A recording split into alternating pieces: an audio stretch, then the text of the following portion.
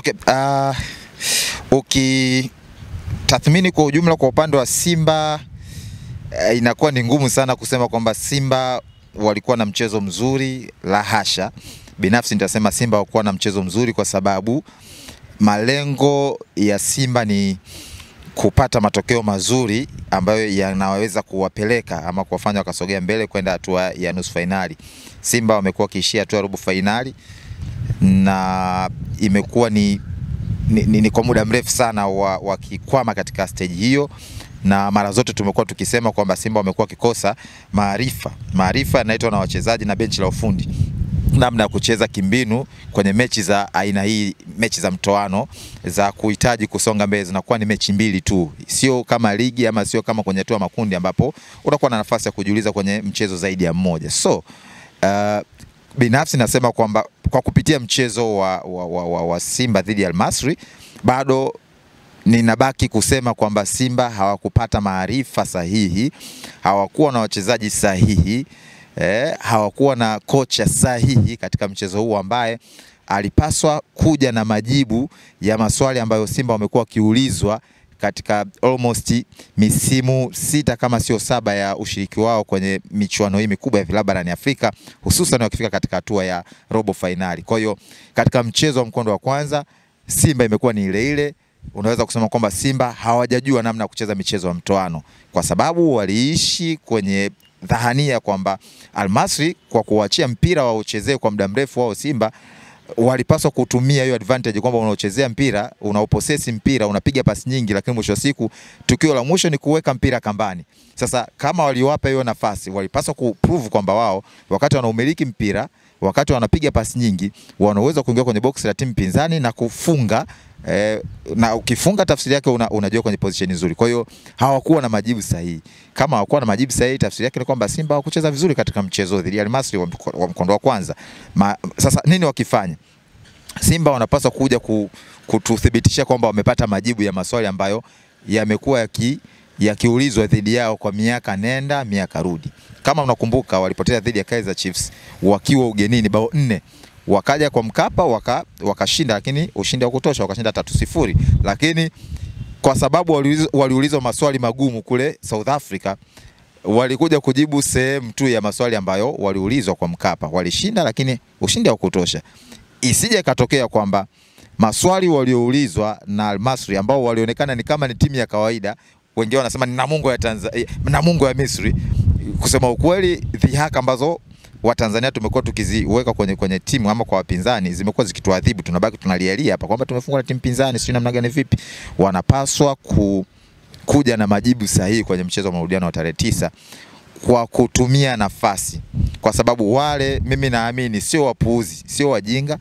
Kwa kucheza vile na kupata magoli mawili na kushangilia kiasi kile, tafsiri yake watakuja na mpango mkakati mwingine ambao sisi hatuujui watakuja vipi. Wanaweza kaja wakawa tofauti na vile ambavyo tumeona kwenye mchezo wa kwanza, kwa sababu sasa hivi shinikizo linahamia kwa Simba. Simba wanakuwa na shinikizo, kwanza wanatakiwa wafunge magoli mawili na wafunge la 3 kama wanataka kufuzu, lakini pia wana mtihani wa kuhakikisha kwamba wanazuia ili wasiruhusu mabao.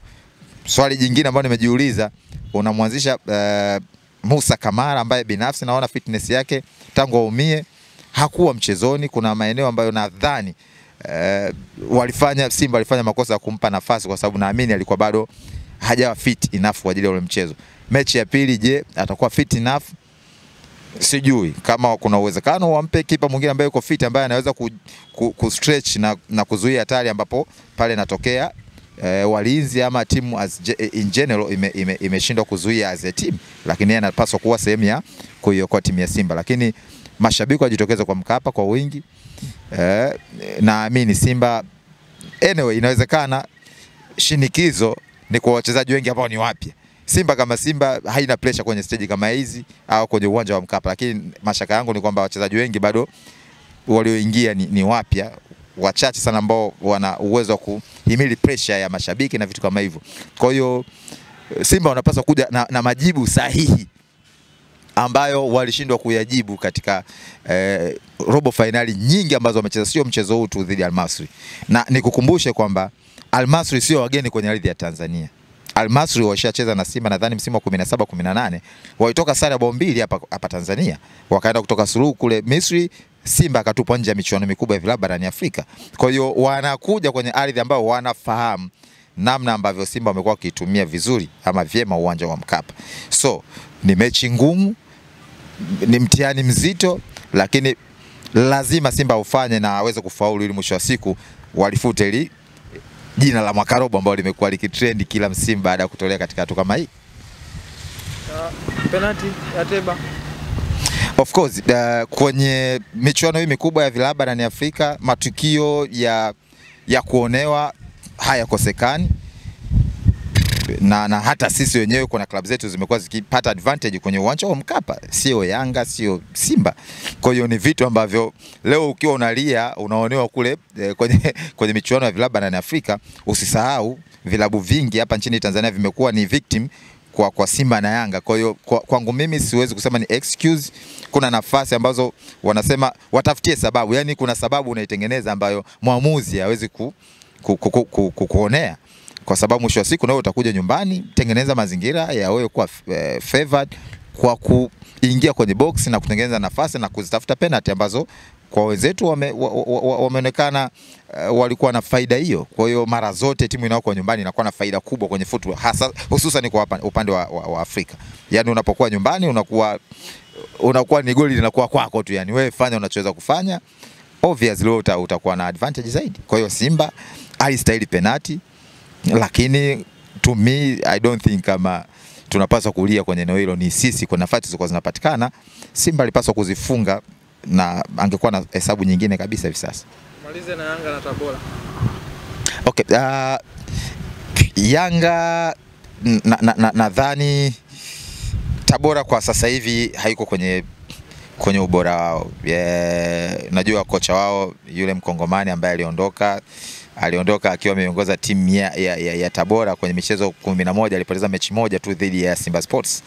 Na alipoteza dhidi ya Simba Sports baada ya ligi kurejea, na tayari kuna wachezaji wake wengi walikuwa wameshaondoka ambao walikuwa wanacheza kwa mkopo, walirudi kwenye timu zao. Kwa hiyo unaona kocha alianza kustruggle kutengeneza timu nyingine. Kwa hiyo Simba alitumia advantage hiyo na kuwafunga Tabora United, lakini kumekuwa na ups and downs ndani ya coach cha Tabora United.